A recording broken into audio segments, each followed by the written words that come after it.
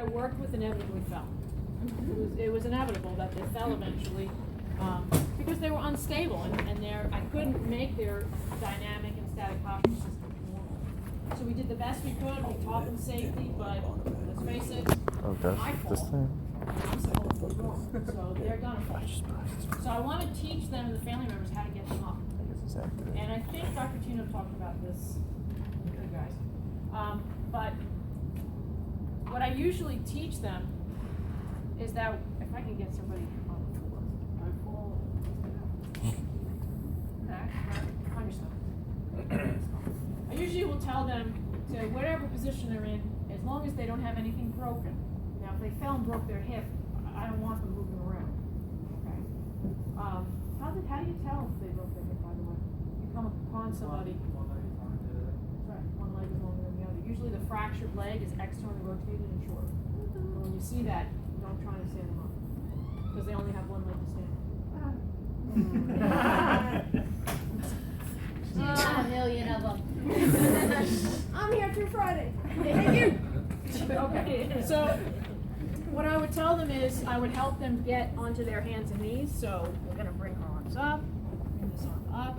And what I want you to do, Brenda, is I want you to come back on your knees so that you're on your hands and knees. 1, 2, 3, and straighten up her arms. And then what I'm usually tell them is, and them and their family member, try and get to a surface. Try and get to a chair, try and get to a couch, something that they can help maneuver themselves up into standing. Okay, so in this case, unfortunately, we're going to have to move the mat as you move. Get a little closer to the table. So about the level of the chair.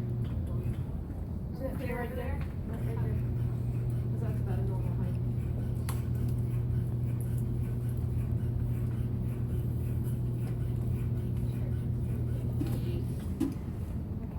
And so what I tell them is, kind of come up close to the surface and then put your hands up on the surface. Both hands. And then what I want you to do is bring this leg up if they can. And then what you're going to do is just turn and sit on the surface.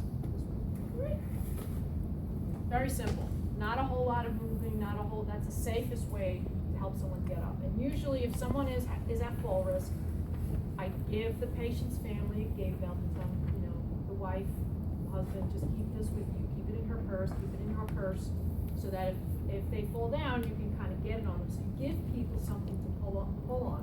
Because what happens is, if it's in a mall, everybody runs over and they start grabbing an extremity. And that's not going to work. You have to slow it down and give instructions and let the patient participate somewhat. Otherwise, someone's going to get hurt. Okay, so you got to teach the family how to instruct others also to assist. Having a gait belt gives them something to hold on to, so they're not pulling on extremities. Okay, so that's a safe way to teach a family member. Now, as far as working on this, come back down and hands and knees. So I work her back up, so you're going to get into a kneeling. And I think I did show this to you last time. And then come up into the tall kneeling. So I want to get her into half kneeling. Okay. So again, I would have my gait belt. I'm going to shift you towards me, and I want you to bring this leg up. So I bring my hand over, and I'm helping her, cueing her. Leg up, so she's in that position. Now, if she's not able to do some of this on her own, obviously, this is not going to work. So she's got to be able to move somewhat on her own. If she can't, then I can try, bring this in, we can try it from this side.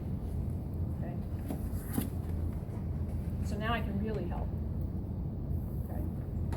And I've got my hand over here, so she's not going anywhere or on a gait belt. Okay. If I'm going to go have her stand, what I usually like to do, slide over just I would get onto this side, okay? Which leg do you put up? Which leg is going to do the work here when she stands? The front leg. She's going to weight shift onto it and it's going to push her up. So usually that's a stronger leg, so this is the weaker side, okay? So I would have her on 3. You're going to push off of here with this hand. You can push with that hand as well. And on 3, we're going to rock forward and then go up. So it's 1, 2, and then I would pick her up. I don't want to be here, because then she and I are moving at the same time. She's struggling, I'm struggling, someone's going down, or more than likely everyone. Okay, so that's pretty much how I do. And in this position now, same thing as kneeling, same thing as quadruped.